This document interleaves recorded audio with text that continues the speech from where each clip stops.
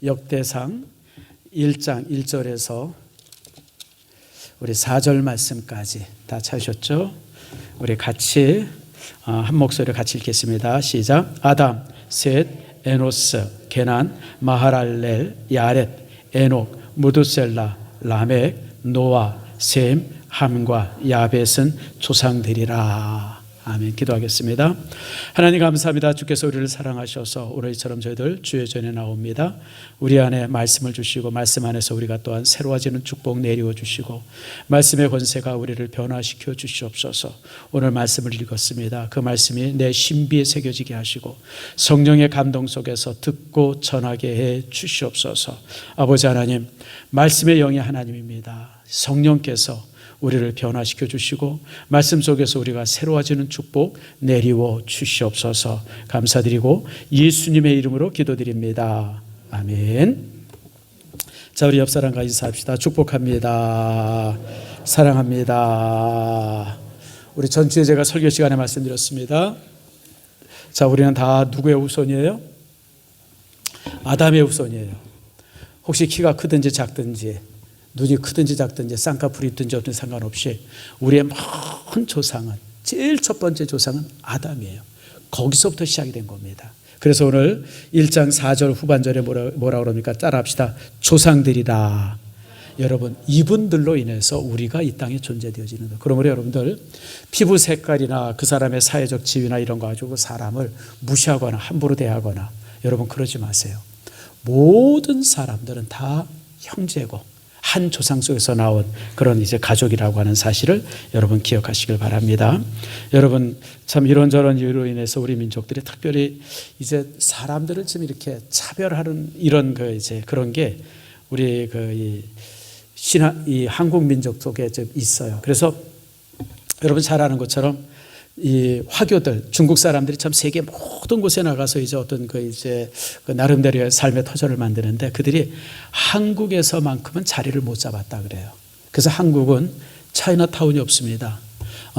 인천에 물론 이제 차이나타운이 있는데 그거는 화교들이 해서 만들어진 게 아니라 국가가 관광단지로 만든 겁니다. 가보면 중국 사람 별로 없고 다 조선 사람입니다. 그러니까 아무튼 왜냐하면 이게 우리 민족이 그런 어떤 그 나름대로 이제 이렇게 무슨 뭐 단일 민족이다 이렇다 해서 다른 민족들을 이렇게 좀 경시하고 멀리하는 이런 어떤 그 이제 본능적인 게 좀 있어요. 저도 좀 그런 게 심합니다만은 근데 여러분 이게 깨져야 합니다. 사해동포가 다 하나입니다. 이게 이럴 때 우리가 선교할 수 있고 이럴 때 우리가 온 세계를 우리가 사랑으로 바라볼 수 있습니다. 그래서 여러분 이 사실을 기억하시고요. 두 번째, 생육하고 번성해야 된다라고 하는 말씀을 여러분에게 드렸습니다. 여러분 창세기 1장 28절에 하나님께서 인간을 창조하시고 제일 첫 번째 주신 말씀이 뭐냐면 따랐다. 생육하고 번성하라. 여러분 결혼하는 게 믿음이고 애 낳는 게 믿음입니다. 믿습니다가 믿음 아니에요, 여러분들. 애 많이 낳아야 믿음이죠. 아이고 목사님 요즘에 키우기가 힘들어서 애 하나만 낳랍니다. 그러려면 왜 살아요? 여러분 우리가 이 땅에 살면서 자녀 키우는 이유 없이 왜 살아요? 뭐로 살아요, 여러분들? 죽으면 천국 가는데. 여러분 하나님께서 내게 주신 가장 큰 사명이 뭐냐면 자녀 키워내는 겁니다. 나보다 더 훌륭한 자녀, 정말 좋은 믿음의 자녀다. 그래서 여러분들 믿음의 자녀를 잘 키워내는 것은 우리 신앙인들에게서 가장 큰 사명입니다. 사업 크게 하는 거 여러분 소용없어요. 그까지 사업. 제가 이렇게 나이 들어보니까요, 옆에 남는 게 자식들밖에 없습니다. 나머지는 다 남의 겁니다. 물론 뭐 아들들도 나중에 키우면 다 미룰 거 되긴 합니다만은 그래도 어쨌든 간에 자식은 옆에 남아요, 여러분들. 그래서 여러분들 결혼해야 되고 자식 많이 낳으세요. 최소한 2 이상 낳으세요. 3은 나이죠. 2 낳으면 본전이고 3 낳으면 조금 이익 보는 거고 4, 5 낳으세요. 제가 며칠 전에 조영선 선교사를 만나서 같이 식사하면서 간증을 하나 들었어요. 당진 쪽에 있는 교회에 이제 이렇게 초청을 받아서 부흥회를 하고 왔대요. 설교를 하고 왔다 그래요. 그래서 자기 놀랬다고 들어서 왜 놀랬냐 그랬더니 당진 그 시골에 아무튼 고신측 교회인데 들어가는 길도 이렇게 좁아가지고 차 한 대 들어가면 그 저쪽에서 마주오는 차를 이렇게 못 피한대요. 그래도 이쪽에서 들어가면 여기서 기다리고 있다 저쪽 들어오면 또 이쪽 가고 아무튼 그 시골에 있는데 그 시골에 장년들이 700~800 모이는 교회가 있다는 거예요. 대단하죠. 야, 어떻게 그 시골에 그런 데가 있어? 그것도 농촌, 아주 농촌, 당진읍이 아니라 그냥 시골에 안에. 근데 더 놀라운 게 그 교회의 주일학교 학생이 1700명이래요. 근데 그 주일학교 학생들 1700명이 딴 데가 아니라 그 교회 성도들의 자녀들이래요. 오메. 그러니까 보통 4~5씩 난 거예요, 그냥. 전국에. 그래서 그 이제 주일학교 학생들 1700명 모이는 주일학교 학생들한테 이제 이렇게 이 설교하고 이제 그랬다. 뭐 이제 그러면서 이제 이거 이제 한증을 듣고 그 요번 주일 수요일인가? 화요일인가 수요일 날 가서 설교했다 그러면서 제가 얼마나 놀랐는지 몰라요. 여러분 요즘에 교회들마다 주일학교가 사라져가지고 얼마나 참 심각합니까? 요즘에 이제 선교의 또 다른 개념이 있습니다. 한번 따라합니다. 14. 영어만 나오면 이렇게 울렁증이 있어가지고 숫자도 잘 못해요. 14. 4살에서부터 14살. 이게 지금 선교의 대상이라는 거예요. 14. 우리 교회 지금 주일학교 있잖아요. 영아부 있고 유치부 있고 이 유년부 있고 초등부 있고 중고등부 있고. 근데 여러분 이 부서가 교육부서가 아니라 선교부서라는 거예요. 요즘 아이들이 얼마나 달라요. 요즘 아이들 이해돼요, 여러분들? 요즘 아이들이가 여러분 언어 이렇게 소통이 됩니까? 부모는 소통이 되죠. 근데 여러분 요즘 아이들이 너무 다른 거예요. 그래서 요즘에 새롭게 만들어진 선교 개념이 뭐냐? 414 개념이에요. 4살부터 14살까지는 10년 터울이죠. 이 아이들은 교육의 대상이 아니라 선교의 대상이라는 거예요.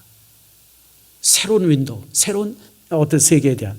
그래서 참 이게 지금 참 우리가 당하고 있는 직면하고 있는 모습이죠. 그래서 여러분 제가 얼마 전에 통계를 잠깐 봤더니 2070년 되어지면 우리나라 남한의 인구가 3,500만 정도로 줄어든답니다. 지금 우리가 5천만, 몇 년 전에 우리가 5천만 넘어섰잖아요. 그게 지금 줄어들어서 앞으로 50년 이후에 우리나라 인구가 3,500만으로 줄어든답니다. 북한의 인구는 우리보다 늘어난답니다. 지금 북한 인구가 지금 3,500만인가 그런데 거기는 우리보다 늘어나게 되죠. 뭐 쌤쌤입니다. 뭐 그럴 수도 있는데 여러분 그래서 유엔에서 그 되어진 보고 저번 주에도 제가 말씀드렸지만 사라질 나라 제일 첫 번째 순위가 지금 대한민국이랍니다. 대한민국이 앞으로 100년, 200년 지나면 대한민국 자체가 없어진다는 거예요. 왜냐하면 인구가 주니까, 사람이 주니까. 그래서 여러분들 출산은 아기 낳는 것은 애국이에요. 아기 낳는 게 여러분 또 애국일 뿐 아니라 믿음입니다. 여러분 나이 드신 분들 자녀들한테 애 많이 낳으라고 그러세요. 제가 저번에 한번 어떤 신방을 갔다가 어떤 친정엄마가 딸 보고 그러더라고요. 야야야 저 그만 낳아. 뭐 좋은 거 있다 애 또 낳으려고 그래. 그만 낳아. 나 희한한 엄마 다 봤어. 더 낳으라 그래야죠 여러분들. 더 낳으라 그래야죠. 조영선 선교사가 지금 이제 손주가 지금 외손자가 셋인데 이 딸이 하나 더 낳겠다 그런대요. 잘해보라 그랬대요. 아무튼 왜냐하면 아들만 셋이거든요. 여러분 전쟁터죠. 아들만 셋 있는 집인데 하나 더 낳겠다고. 여러분 그런 용기 가지세요. 애 키우는 것이 그리고 애를 낳아서 잘 키우는 것이 내 인생의 최고의 여러분 축복이라고 하는 사실 항상 사업 크게 올린다고 뭐 할 거예요? 돈 좀 조금 더 번다고 그거 뭐 할 거예요 여러분들? 그런 것에 여러분들 흔들리지 마시고 애 키우세요. 그래서 여러분 생육하고 번성하는 것이 믿음이다라고 하는 거 여러분 이제 기억하시길 바랍니다. 여러분 하나만 낳아서 잘 키우자. 여러분 하나 낳아서 잘 키우기 쉽지 않습니다. 셋 낳아서 잘 키우는 게 제일 좋아요. 네 낳아서 잘 키우고. 그래서 여러분들 애 낳는 것이 애 많이 낳는 것이 믿음이다. 그게 애국이다. 항상 기억하세요. 한국 사회는 교회가 아니면 여러분 이 저출산 문제를 해결할 수 있는 단체가 한국 사회에 없어요. 1년에 우리나라 예산이 저출산 문제 해결하려고 30조가 쓰인답니다. 그 돈이면 사와도 돼요 하나씩. 근데 여러분 그렇게 많은 돈을 들이고도 인구는 점점 더 주는 거예요. 이건 정책으로 되어지는 게 아니에요. 이건 믿음으로 되어지는 거죠. 믿음으로. 잘 기억하시길 바랍니다. 자, 그리고 그 말씀 이제 전주해 드렸어요. 오늘은 이제 세 번째 말씀드립니다. 자, 1절 보니까 아담, 셋, 에노스 사람 이름들이 쭉 계속되고 있죠. 그런데 여러분, 이 구약 성경에 나오는 모든 족보는 목적이 있습니다. 목표가 있어요. 바라보는 목표가 있어요. 그 목표를 향해서 족보가 쭉 진행되고 있어요. 목표. 그래서 여러분, 구약 성경의 족보는 그저 사람 이름들 많이 나열시킨 게 아니라 특별히 역대상 족보로 보면 이렇게 쫙 퍼져요. 인구가 얼마나 많이 드러난다. 그러고 나서 다시 또 좁아지면서 뭔가 어떤 목표를 향해서 쭉 나가고 있어요. 그래서 여러분들, 역대상에 나와 있는 이 족보는 많이 나열한 족보가 아니라 좁혀지는 족보예요. 그리고 이 족보는 목표가 하나 있습니다. 그러니까 어떤 목표를 향해서 계속해서 가고 있는 족보예요. 오늘 이 족보의 모습을 봅니다. 자, 그럼 우리 성경을 찾아서 한번 읽어봅시다. 창세기 3장 15절 말씀을 다 펴보세요. 제가 자주 여러분들에게 읽혔던 말씀이고 또 여러분이 잘 아는 말씀이에요. 다시 한번 확인합니다. 창세기 3장 15절 말씀 다 찾으셨죠? 같이 읽겠습니다. 시작. 내가 너로 여자와 원수가 되게 하고 내 후손도 여자의 후손과 원수가 되게 하리니 여자의 후손은 내 머리를 상하게 할 것이요 너는 그의 발꿈치를 상하게 할 것이니라 하시고. 아멘. 자, 여러분, 아담과 하와가 동산에서 쫓겨났습니다. 동산에서 쫓겨났어요. 범죄함으로 인해 가지고 하나님께서 먹지 말라고 했던 그 선악의 실과를 먹음으로 동산에서 쫓겨났습니다. 그러면서 한 사람 한 사람 불러서 이제 신문을 합니다. 아담 너 왜 그랬냐? 하와 너 왜 그랬냐? 뱀을 향해서. 뱀은 여러분, 우리가 뱀이라고 그러지만 사실 이 뱀은 사단입니다. 사단이에요. 사단이 뱀의 형상을 하고 와서 이제 유혹한 거죠. 그리고 사단을 향해서 이제 심판합니다. 내가 왜 이렇게 꼬였느냐? 그래서 너는 저주받는 존재가 될 것이다. 그러면서 15절 말씀에 이렇게 말합니다. 내가 너로, 하나님이죠. 하나님이 사단을 향해서 너를 여자와 원수가 되게 하고, 사단은 여자와 원수가 되게 해요. 그 다음에 내 후손도, 다시 말하면 이 사단의 후손들, 사단의 무리들, 귀신의 무리들도 여자의 후손과 원수가 되게 하리니 여자의 후손은 내 머리를 상하게 할 것이요 너는 그의 발꿈치를 상하게 할 것이니라. 여러분, 여자의 후손이 태어나는데 그 여자의 후손이 뱀의 머리를 상하게 할 것이다. 깨부신다고 하는 거예요. 여러분, 참 이 말씀이 재미난 게 동물의 왕국이나 이런 걸 보면 뱀을 잡아먹는 짐승들이 있어요. 뱀을 잡아먹는 짐승들. 무슨 로드런너라 그러나요? 샌데 뱀 잡아먹는 짐승들이 있어요. 그런 것들. 그 다음에 몽구스 같은 게 뱀을 잡아먹는데, 뱀을 잡아먹는 동물들의 특징이 항상 뱀의 머리를 공격을 해요. 그 신기하죠? 머리를 공격해요.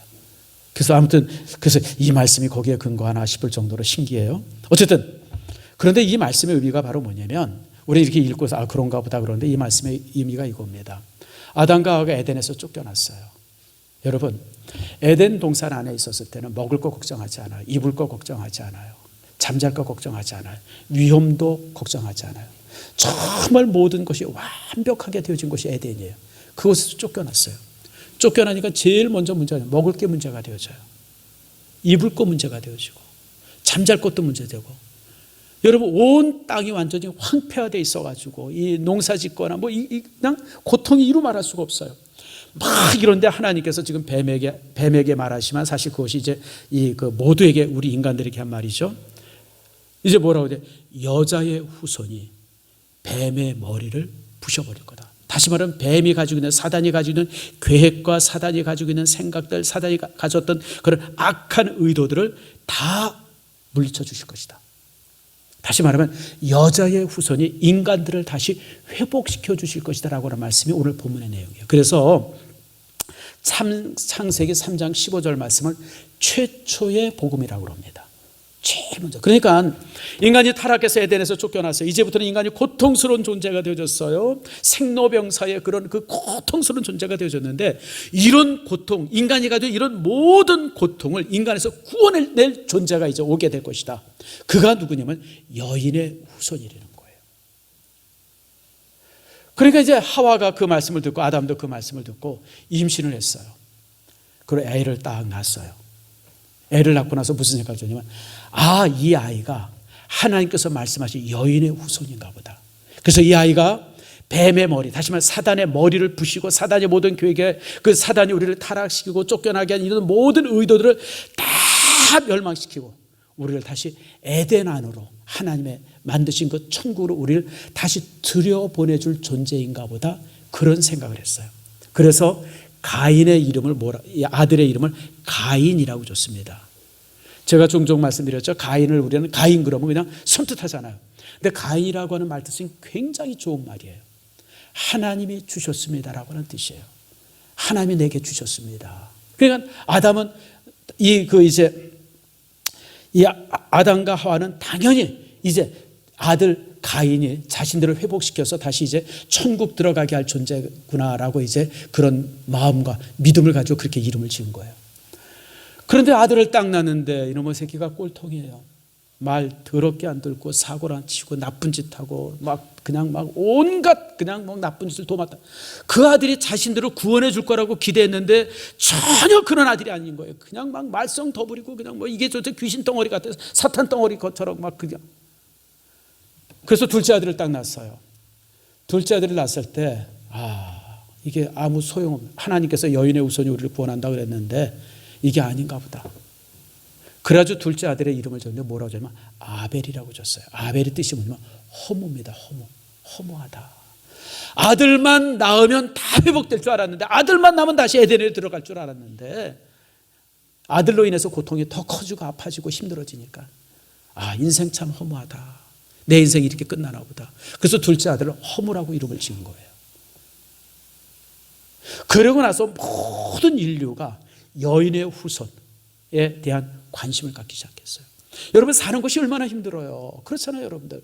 우리나라가 참 지금 좋은 나라가 됐다고 그러지만, 여러분, 좋은 나라가 됐지만 그래도 힘들잖아요. 그러니까 이런 힘듦 속에서 그러니 여러분, 지금은 우리가 그래도 좀 이렇게 좋은 사회에 가서 잘 살지만, 여러분 1000년 전, 5000년 전 보세요. 얼마나 힘들게 살았어요. 먹고 사는 문제, 전쟁 문제, 무슨 기근 문제, 그러니까 그냥 큰 고통 속에 살면서도 모든 사람들의 관심이 여인의 후손이에요. 여인의 후손. 우리를 이 고통 속에서 구원해낼 사람들이 여인의 후손인데, 그 여자의 후손이 언제 우리나. 그래서 구약 성경 전체가 여인의 후손이 오실 거라고 하는 기대 속에서 쓰여진 책이 구약 성경 전체입니다. 그래서 구약 성경 전체의 관심이 뭐냐면 여인의 후손이에요. 메시아가 그 여인의 후손이 바로 뭐냐면 여호와께 기름 부음 받은 자 메시아거든요. 메시아가 언제 오실 것인가, 어디에 오실 것인가, 어떻게 오실 것인가, 와서 무엇 하실 것인가, 이런 것에 대한 관심들, 그리고 그런 것에 대한 기대가 가득 차 있는 게 성경이에요. 그래서 우리가 오늘 읽었던 여러분 역대상 1장부터 9장까지 나오는 족보도요, 아담부터 시작한 족보가 쫙 퍼지다가 다시 그 족보가 하나로 딱 합해져요. 그게 누구냐면 아브라함이에요. 그러니까 그 많은 사람들이 이제 관심이 없어요. 수많은 사람들은 관심이 없고 한 사람에게 집중하죠. 그게 이제 아브라함이에요. 또 아브라함의 후손도 여러 있잖아요. 이스마엘 있고 이삭 있는데 이스마엘 없애버려요. 또 이삭, 또 이삭의 자식들 중에서 또 이런저런 자식이 있었는데 그 중에서도 또 이제 이 야곱, 또 야곱의 자식들 중에서도 유다의 족속들 중에서도 다윗의 족속 중에서 이렇게 계속해서 좁혀가요. 왜냐하면 하나님께서 다윗의 후손 속에서 메시아를 나게 하셨다고 그렇게 예언해 주셨기 때문에 그래요. 그래서 이 족보에 나타나는 모든 이 예언의 결정이 어디에 있냐면 마태복음 1장 1절입니다. 자, 마태복음 1장 펴보세요. 자, 마태복음 1장, 창세기 1장 읽었고요. 마태복음 1장을 봅니다. 1장 18절.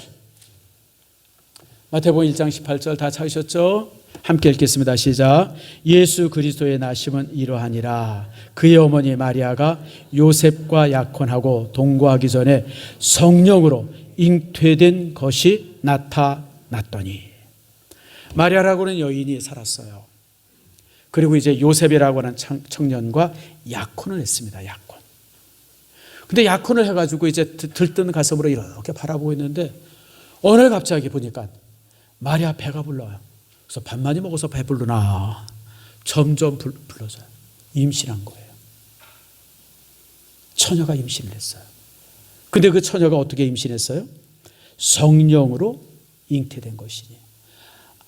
요셉과 마리아가 거시기에서 잉태된 게 아니라 거시기에서 그래서 된 게 아니라 아무렇지도 그냥 두 사람이 이렇게 그냥 이제 약혼만 하고 있었는데 성령께서 이 마리아를 잉태케 하셨어요.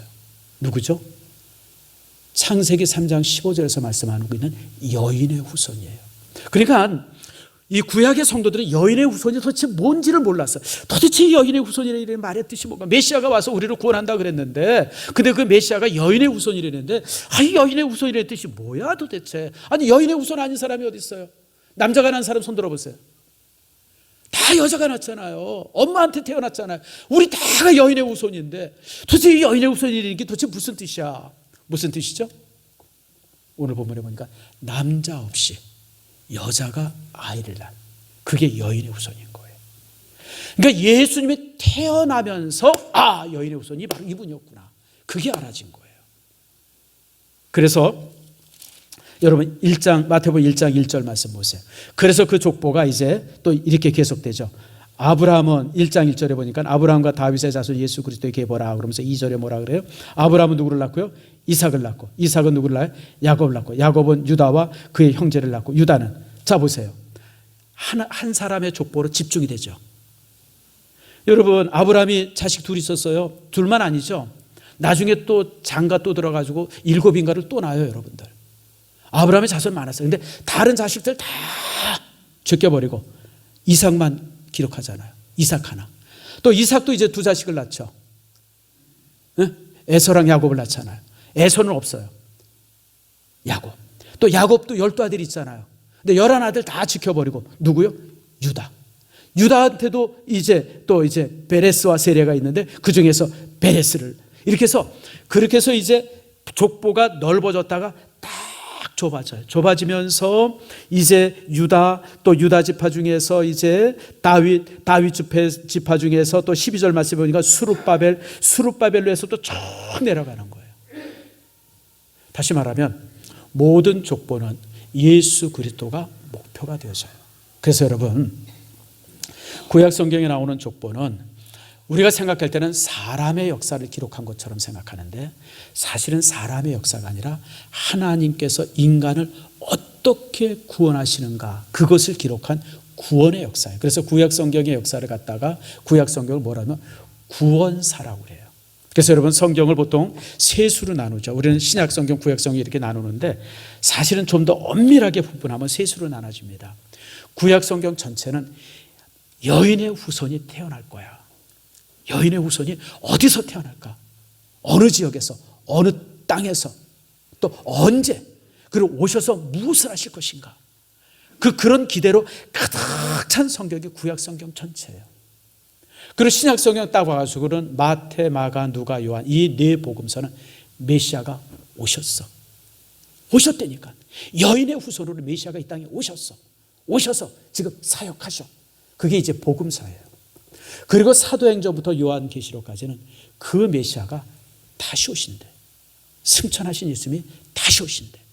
그 세 가지로 구분을 짓는 거예요. 그래서 메시아가 오실 것이야, 메시아가 오셨어, 그 오신 메시아가 승천해 하셔서 다시 오실 거야, 우리를 구원하기 위해서. 그래서 여러분 성경 전체의 역사가 하나님의 구원의 역사다라고 하는 거 여러분 기억하세요. 그래서 성경을 갖다가 다른 말로 말하면 구원사 이렇게 말합니다. 구원사. 그래서 오늘 이 족보는 사람의 역사를 기록한 게 아니라 하나님의 역사를 기록한 책이에요.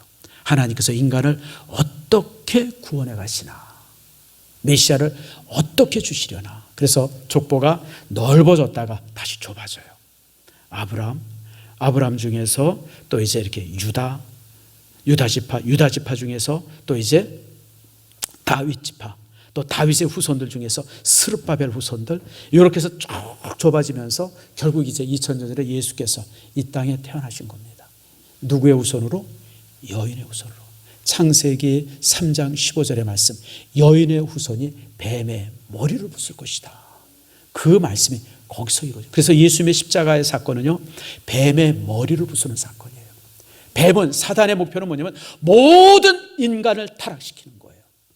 근데 예수 그리스도가 십자가에 못 박힘으로 그 사단의 의도를 깨부셨어요. 부셔버렸어요. 십자가를 통해서 모든 인류가 어떻게 해요? 구원받게 하신다. 구원받게 하신다. 그래서 여러분, 뱀의 머리를 부순 사건이 바로 십자가의 사건이에요. 십자가의 사건. 그래서 여러분들, 이 말씀이 이렇게 진행된다라고 하는 거 이제 기억하세요. 자, 그런데 이제 여기서 우리가 한 가지 더 볼 게 있어요. 그게 뭐냐면, 그러면 족보가 다 끝났을까라고 하는 거예요. 더 이상 족보가 필요하지 않나? 여러분, 예수님의 족보 있어요, 없어요? 그렇게 중요한 족보인데 예수님의 족보 있어요, 없어요? 족보가 없다고 생각하시는 분, 족보가 있다고 생각하는 분. 한 15년 전에 영화가 하나 나왔어요. 다빈치 코드라고. 영화 보신 분? 이거 본 사람들 문제가 많은 사람들이에요. 그런 영화, 쓰레기 같은 영화를 왜 봐요?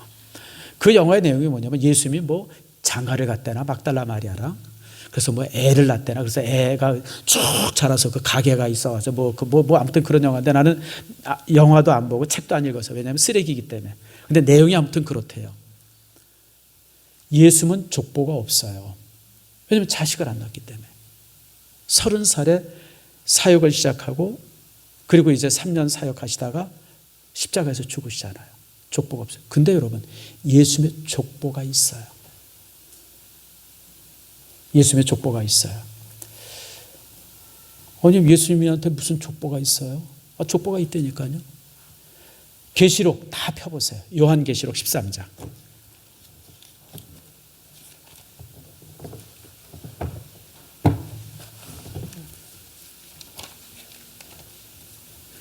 자, 여기부터는 다 찾아서 읽겠습니다. 그리고 여러분 이렇게 찾아서 읽는 말씀들을 다 밑줄을 쳐두세요. 이게 굉장히 중요한 말씀이기 때문에 그래요. 요한복음 13장 8절 말씀입니다. 요한계시록 13장 8절. 13장 8절 말씀 따라합시다. 죽임을 당한 어린 양의 생명책에, 어린 양의 생명책, 이게 예수님의 족보입니다. 예수님이 생명책을 가지고 있어요. 족보책을 가지고 있어요. 예수님께서 족보책을, 생명책을, 여러분 이름 써 있는 게 족보 아닙니까? 그 생명책을 예수님께서 가지고, 어린 양의 생명책을 가지고 있어요. 그 생명책에 기록된 사람만이 어디에 가요? 천국에 들어가는 거예요. 그 생명책에 기록된 사람들이. 자, 계속해서 볼까요? 자, 몇 장을 펴보냐면 계시록 20장입니다. 쭉 해서 계시록 20장 한번 펴보세요. 20장 14절과 15절입니다. 자, 같이 한번 읽겠습니다. 시작. 사망과 음부도 불못에 던져지니 이것은 둘째 사망 곧 불못이라. 누구든지 생명책에 기록되지 못한 자는 불못에 던져지더라. 뭐라고요? 어린 양의 생명책에 기록되지 않은, 이름이 없는 사람들은 어디에 던져져요? 불못에 던져진다라고 하는 겁니다. 여러분, 천국과 지옥은요, 이 땅에서 뭘 하고 살았는지 중요하지 않아요. 천국과 지옥은. 어떤 두 사람이 갔어요. 윤모라고 하는 사람이랑 이모라고 하는 사람이 이제 천국 문 앞에 딱 섰어요. 윤모라고 하는 사람이 이제 천국의 수문장한테 말합니다. 천국의 수문장님, 하나님, 내가 대한민국 대통령 했던 사람입니다. 내가 검찰총장도 했던 사람이고 대통령도 했던 사람입니다. 이름이 누군데? 윤 누굽니까? 누굽니다. 또 보다가, 야, 그런데 네 이름이 여기 없네. 그럼 어디로 가요? 불못으로 가는 거예요. 그래서 여러분, 지옥에 떨어진 사람들의 특징이 울며 이를 간다 그랬어요. 지옥에 떨어진 사람들은 울며 이를 갈미 있으리라. 이모라고 하는 사람이 또 옆에 서더니, 하나님, 저는요, 저기 야당, 그 대표했던 사람입니다. 누굽니다. 어디 보자. 네 이름도 여기 없네. 그럼 지옥 가는 거예요, 여러분. 땅에서 대통령 했다, 대표했다, 회장했다, 무슨 뭐 의장했다, 다 소용없어요, 여러분들. 어린 양의 생명책에 이름이 기록되어 있는가 없는가, 그것 가지고 천국과 지옥이 결정되는 것이지, 그 사람이 땅에서 무슨 뭐 헌금을 많이 하고 땅에서 무슨 뭐 뭘 하고 무슨 뭘, 그거 다 소용이 없어요, 여러분들. 여러분, 천국은 여러분, 우리가 예수 그리스도를 우리가 믿음으로 천국 가는 것이지, 그 믿음 속에서 우리의 이름이 생명책에 기록될 때 천국 가는 것이지, 그 어떤 것도 여러분 이유가 되지 못해요. 그래서 계시록 21장 27절에 이렇게 말합니다. 계시록 21장 27절. 자, 같이 한번 읽겠습니다. 시작. 무엇이든지 속된 것이나 가증한 일 또는 거짓말하는 자는 결코 그리로 들어오지 못하되 오직 어린 양의 생명책에 기록된 자들 뿐이라. 어디예요? 천국이에요. 천국은 어린 양 예수 그리스도의 생명책에 기록된 사람들, 그런 사람들이 천국에 들어오는 거예요. 너무 쉽죠? 너무 쉽죠? 아니에요, 여러분들. 이게 너무 쉬운데도 지금 이 땅에 사는 인구의 3분의 2가 이 말씀을 못 믿어요. 우리 대한민국에 5천만의 사람이 있는데 이 말씀을 믿는 사람이 4천만이 안 믿어요, 여러분들. 1,000만밖에 못 믿어요. 대한민국 사람들이 얼마나 똑똑해요. 여러분, 세계에서 제일 똑똑한 사람들 아닙니까? 아무리 설명해도 못 믿어요. 안 믿고 못 믿어요. 믿을 수가 없어요. 아니, 세상에 천국이 그렇게 쉽게 가는 게 어딨어. 부산에 한번 가려도 KTX 타고 가려면 6, 7만 원 드는데 비행기 타고 가면 10만 원 넘게 들고, 무슨 천국이 이렇게 공짜로 가. 이 사람 말 같지도 않은 소리. 그래서 못 믿어요. 천국 가는 건 너무 쉬워요. 그런데 천국 가는 게 너무 어려워요. 이게 아무나 가는 게 아니에요. 어떤 사람이 천국에 갑니까? 로마서 10장 10절 말씀에 같이 한번 읽어봅시다. 시작. 사람이 마음으로 믿어 의에 이르고 입으로 시인하여 구원에 이르니라.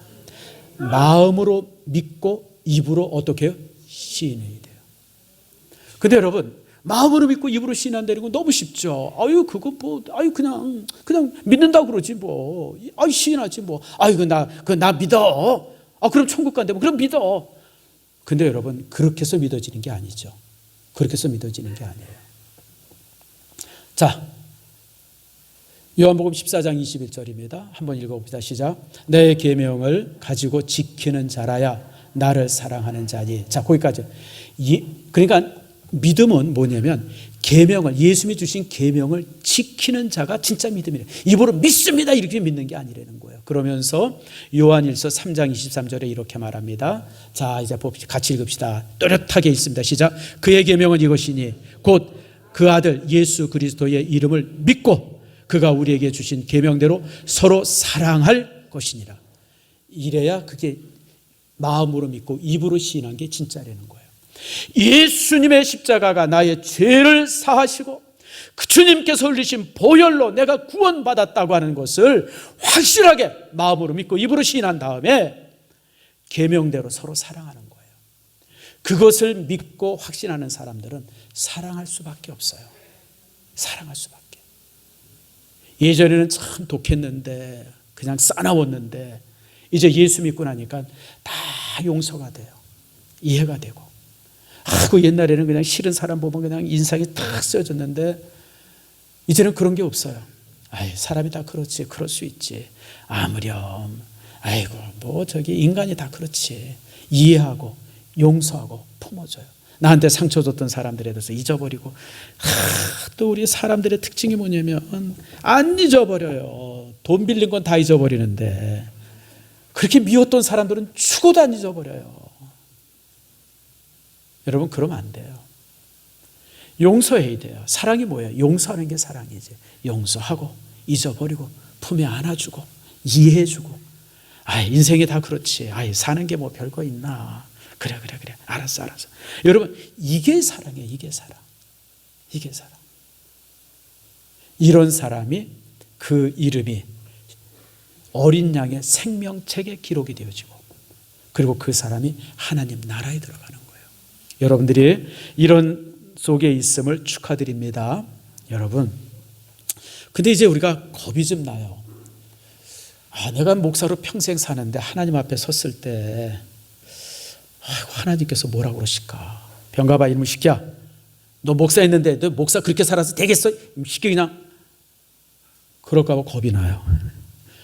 아이고, 천국 앞에 서는데 하나님께서 이 새끼 그냥 목사가 말이야 그냥. 나도 겁이 나는데 여러분은 얼마나 겁이 나겠어요. 나는 그래도 평생 목사로나라도 살았지.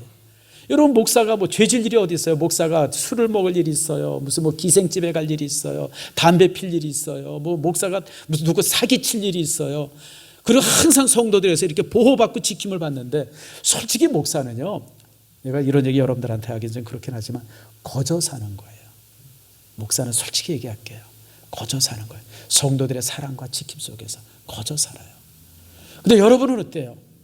이 주일 지나가 나면 저 험한 세상에서 사는 거예요. 근데 거기 사기꾼 천지잖아요. 제 동서가 군인 대령으로 제대하고서 사기를 여러 번 당했어요.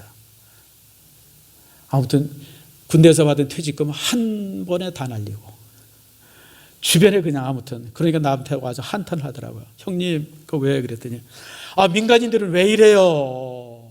아니, 우리 군인들은 소리만 딱 떼면 모든 게 끝나는데 민간인들 소리 믿을 게 하나도 없고. 그래서 내가 그랬어요. 이 사람아, 우리는 그런 아사리 판에서 70년을 살아온 사람이야. 민간인이 이런 게 아니라 네가 편안하게 산 거야 지금까지. 우린 그런 세상 살아왔어. 여러분, 사실 여러분들 세상에 살면서 하나님 앞에 섰을 때 참 부끄러울 게 많잖아요. 아이고, 내가 하나님 앞에 섰을 때 이게 되려나, 이게 어쩌려나. 근데요, 제가 정말 사랑하는 말씀이 하나 있어요. 이건 제가 사실 아무한테나 잘 안 알려주는 건데 여러분들에게 알려줍니다. 요한복음 10장입니다. 20절, 28절과 29절 말씀. 제가 이 말씀 부여잡고 살아요. 다 요한복음 펴보세요. 요한복음 이 말씀은 여러분들이 찾아서 읽고 빨간 줄로 동그라미 하고 밑줄 치고 그러고 봐야 될 말씀이에요. 요한복음 10장 28절과 29절 말씀. 자, 다 찾으셨죠? 한번 같이 읽겠습니다. 시작. 내가 그들에게 영생을 주노니 영원히 멸망하지 아니할 것이요 또 그들을 내 손에서 빼앗을 자가 없느니라. 그들을 주신 내 아버지는 만물보다 크심에 아무도 아버지 손에서 빼앗을 수 없느니라. 자, 여기 보세요. 28절. 내가 그들에게 영생을 주노니, 다시 말하면 어린 양의 생명책에 기록이 된 거예요. 그게 영생을 준 거예요. 근데 그렇게 영생을 주면 영원히 멸망하지 아니할 것이요 무슨 짓을 해도 멸망하지 않아요. 왜냐하면 그들을 내 손에서 빼앗을 자가 없어요. 빼앗을 자. 여러분, 예수님의 손에서 우리의 영혼을 빼앗아갈 수가 없어요. 여러분들, 그분은 창조자이시기 때문에 하나님의 손에서 우리의 영혼을 뺏어갈 수가 없어요. 여러분, 예수님이 가지신 어린 양의 생명책에 우리의 이름이 딱 기록이 되면 그 족보를 파가지 못한다는 거예요. 우리는 예전에 그런 얘기 종종 했죠. 족보에서 파버린다고. 우리 집안에 좀 못된 놈이 있으면 족보에 파버리잖아요. 혹시 여러분 족보에서 파버림 당한 사람 있어요? 부모님들 중에서? 못된 짓 하면 족보에서 파버려요. 여러분들, 가문이 모여가지고 얘를 우리 족보에서 파버리자, 그런 사람들 실제 예전에 있었어요. 근데 여러분, 하나님의 족보에서는 그 누구도 파버릴 수가 없어요. 예수 그리스도의 손에서 그 빼앗아갈 수 있는 생명이 없어요. 주님은 전능하신 분이고 창조자이시기 때문에. 그래서 여러분, 우리 믿음의 사람들에게 불행한 일이 하나 있어요. 우린 죽어도 별짓을 다 해도 지옥에 못 가요. 아멘 하셔야죠. 여러분, 이게 얼마나 큰 아멘이에요, 여러분들. 왜냐하면 내가 온전히 예수 그리스도를 믿으면, 여러분, 사람이 살다 보면 별일이 다 있잖아요.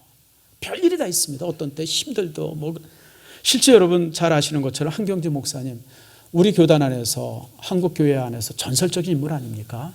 정말 그분의 설교와 그분의 가졌던 삶은요, 정말 우리 한국교회의 표상이 되는 분이에요. 근데 여러분, 그분이 나이 80, 90 넘어가면서 치매에 걸리셨어요. 치매 걸리는 건 어때요? 별소리를 다 하죠. 특별히 이 한경주 목사님이 여자들한테 그렇게 욕을 했대요. 그러니까 아무튼 우리 여성도들 잘 아세요. 목사들 제일 힘들게 하는 사람들. 그러니까 여자만 보면 그렇게 그냥 막 쌍욕을 했답니다. 그냥 이년저년하고. 이거 어디 가서 그런 소리 하지 마세요. 내가 그랬다고. 아무튼 그런 얘기들이 있었어요. 그리고 여러분, 치매 걸린 사람들이 보면 뭐 욕만 합니까? 심지어 너도 그런 사람 한번 봤는데, 예수 잘 믿던 권사님이 치매 걸렸는데 돌아가실 때 하나님 없다 그러는 거예요. 하나님이 어디 있어? 뭐 이런 분도 있어요. 근데 여러분, 하나님 없다 그러면 천국 가요, 못 가요? 가요, 못 가요? 가요. 치매 걸려가지고 헛소리한 거지. 그리고 우리가 무엇인가 말하고 행동하고 그래서 천국 지옥이 결정되는 게 아니에요. 예수 그리스도의 생명책의 이름이 기록이 되면 그가 땅에서 뭔 짓을 해도 천국 가는 거예요.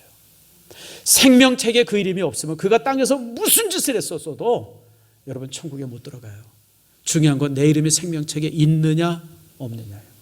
그리고 여러분들이 오늘 진심으로 예수 그리스도로 고백하고 주님으로 우리가 영접하게 되어지면 이 어린 양의 생명책에 우리의 이름이 기록이 되어져요. 그리고 아까 말씀한 것처럼 여러분, 그의 계명은 이것이니 아들 예수 그리스도의 이름을 믿고, 어떻게 믿어요? 내가 구원자라고, 예수 그리스도의 피로 내가 구원받았다고 하는 사실을 믿고, 그리고 우리가 우리에게 주신 계명대로 서로 사랑하며 용서하고 이해하고 품에 안아주고, 정말 그리스도가 사랑 아닙니까? 우리가 그렇게 되어지면, 다 그렇게 되어지면 여러분, 주님께서 우리를 천국으로 인도하신다고 하는 겁니다. 그래서 여러분들, 우리 믿음의 사람들에는 요한복음 10장 28절과 29절이 가장 중요한 약속의 말씀입니다. 그리스도의 손에서 누구도 빼앗을 수 없다.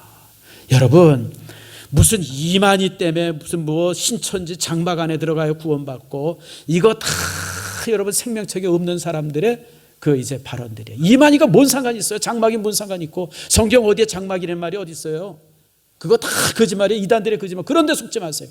천국 가는 이유는 딱 하나의 생명책에, 어린 양의 생명책에 그 이름이 있느냐 없느냐로서 결정되어지는 것이지 다른 그 어떤 것도 필요하지 않아요. 그러면 또 이런 성도가 있어요. 이제 구원받았으니까 내 마음대로 살아도 되지 않습니까? 이제 술 먹어도 되지 않습니까? 아이고, 이제 담배 펴도 되지 않습니까? 이제 그럼 예배 안 드려도 되지 않습니까? 여러분, 구원파들이 그렇게 가르쳐요. 근데 여러분, 내가 구원받은 것이 확실하고 하나님의 백성이 확실한데 술 먹을 수 있어요, 없어요? 입에 더러운 거 넣을 수 있어요, 없어요? 못 넣어요, 여러분들. 어떻게 다시 술 먹어요? 어떻게 다시 담배 피고? 어떻게 다시 내가 나쁜 죄 짓는 데 가요? 내가 하나님의 백성인데, 내가 하나님의 사람인데. 그래서 여러분, 유럽의 이런 어떤 어떤 윤리적인 이런 기초들, 특별히 개신교인들이 이제 이렇게, 특별히 그 개신교인들 중에서 장로교인들이 굉장히 윤리적인 이유가 여기서 그래요. 무엇을 행하기 때문에 구원받는 게 아니라 이미 구원받았기 때문에 그 구원받은 감동으로 살아가는 사람이기 때문에 이 장로교인들은 굉장히 지구상에서 아주 윤리적인 그런 사람으로 존재가 되어집니다. 이유가 뭐냐면 그래서 그래요, 여러분들. 종종 보게 되어지면 아이고, 예수 믿고 구원받았으니까 이제 별짓 다 해도 된다, 뭐 이제 그런 식으로 해가지고 막 사는 사람들이 있는데, 여러분, 그런 사람들은 이유가 딱 하나입니다. 따라합시다. 구원받지 못했다. 구원받지 못한 사람이에요. 그냥 교회 안에서 남들이 하니까 다 따라한 것뿐이지 실제로 구원받은 사람. 여러분, 구원받은 사람이 어떻게 독하게 살아요? 그 증거가 저예요. 저는 옛날에 청년 때 많이 독했어요. 진짜 독했어요. 그래서 제 별명이 여러분 얘기했잖아요. 빨치산이라고. 아주 독한. 여러분, 없는 사람이 악다구레도 있어야 살지. 그렇잖아요, 여러분들. 그러니까 저는 정말 청년에 악으로 살았어요. 악으로 그냥. 그걸로 버티고 살았어요. 근데 이제 그 기간을 지나면서 예수 그리스도를 만나면서 그 안에서 사랑을 배우고 말씀을 배우면서 내 속에 있는 모든 그 악한 뿌리들이 뽑아지는 거예요. 하나하나 뽑아지기 시작하고. 그래서 지금의 내가 됐어요. 여러분이 저를 딱 바라볼 때 천사가 어떻게 생겼을까 줘보면 돼요. 안 믿는 사람도 여기 몇 있는데 저는 참 참 많이 바뀐 사람이에요. 그래서 제가 고등학교 동창들 가끔 만나요. 동네 친구들. 제가 저 공항동에 살았거든요. 저기 행주산성 넘어가면 그 동네가 행주산성 딱 넘어가면 개화산이 있고 그 개화산 옆에 저기 그 개화국민학교. 제가 개화국민학교 1학년부터 4학년 다녔어요. 그리고 성조국민학교 저 있는데 거기서부터 이제 5학년, 6학년 다니고 이제 거기서부터 학교 다녔는데 그러니까 그 공항동에 있는 토백이들 뭐 다 친구예요. 그럼 가끔 저한테 물어봐요. 야 병가봐. 너 교회 다니지 목사 됐다면 목사 되면 뭐가 달라지냐? 그럼 내가 항상 자신 있게 말해. 나봐. 교회 다니면 나처럼 돼. 나처럼 돼. 내가 너처럼 너랑 같이 학교 다닐 때 얼마나 참 개구졌냐. 욕자라고. 내가 예수 믿으니까 이렇게 되는 거야. 나처럼 돼. 저는 자신 있게 얘기해요. 그리고 그 사실을 공항동에 있는 제 옛날 친구들이 다 인정해요. 그래 병갑이 너 보니까 참 다른 것 같다. 예수 믿는 사람이 다르긴 다르네. 여러분 예수 믿으면 그렇게 되어져요. 인생이. 자 말씀을 맺습니다. 우리가 족보를 우리가 2주에 걸쳐서 살펴봤어요. 족보는 특별히 족보의 중요한 거 이제 생육하고 번성하라고 하는 말씀 꼭 기억하세요. 그리고 족보는 많은 사람이 있지만 결국 한 사람으로 꼬린점이 모아져요. 그가 누구죠? 예수 그리스도예요. 그래서 족보는 사람들의 이름을 많이 나열한 것이 아니라 하나님의 구원의 역사를 보여주고 있어요. 그리고 마지막으로 하나 더 볼 것은 예수 그리스도가 또한 족보를 가지고 계세요. 어린 양의 생명책이 예수님의 족보책입니다. 그 이름에 기록된 사람들은 천국의 백성이 되어지고 여러분 거기에 기록되지 못한 사람은 땅에서 뭔 짓을 해도 지옥에 가요. 그래서 지옥 가는 사람들의 특징이 슬피 울며 이를 갈미 있으리라고 말씀하는 거예요. 여러분 그리고 우리의 구원의 확신은 예수 그리스도의 능력입니다. 요한복음 10장 말씀 28절 29절 말씀인 것처럼 우리에게 예수님께서 영생을 주셨고 그리고 예수님께서 주신 영생은 누구도 빼앗아가지 못해요. 내 인생을 예수님이 잡고 계세요. 예수님이 나를 딱 붙들고 가세요. 별일이 다 있어도 여러분 우리가 타락하고 싶어도 타락할 수 없고 이단에 가고 싶어도 이단에 갈 수 없어요. 왜 그런지 아세요? 주님의 손 안에 쥐어져 있기 때문에 그래요. 혹시나 교회 잘 다니는 사람이 이단에 빠진 사람 우리가 종종 있어요. 여러분 그 사람 애달다 생각하지 마세요. 원래 예수 안 믿는 사람이에요. 그냥 교회 다니고 예수 믿는 척한 사람이에요. 그래서 이단에 빠진 것이지 진짜 예수 믿고 구원받은 사람 이단에 갈 수가 없어요. 여러분 그런 설교가 어떻게 귀에 들어와요? 나는 이단들, 내가 이제 목사니까 이단들 책도 많이 보고 이단들에 대한 설교도 많이 듣잖아요. 나는 솔직히 한 1, 2분만 들어도 골치가 아파서 들을 수가 없어요. 이게 뭔 소리인지를 모르겠어, 뭔 소리인지를. 아니, 뭘 이런 놈들이 다 있나. 그래서 이단들 설교나 듣든지 이단들의 책을 보면 한 2-3페이지 넘어가고 그때부터 욕 나와요. 이런 썩어 죽을 놈들, 이 미친 놈들이네, 어떻게 이런 걸. 이게 정상이에요, 이게 정상이에요. 이단들의 설교, 이단들의 꼬임에 귀가 솔깃하면요, 여러분 이상한 사람이에요. 그 사람 하나님의 사람 아닙니다. 하나님의 사람이면 그런 것에 귀 기울일 수가 없어요, 여러분들.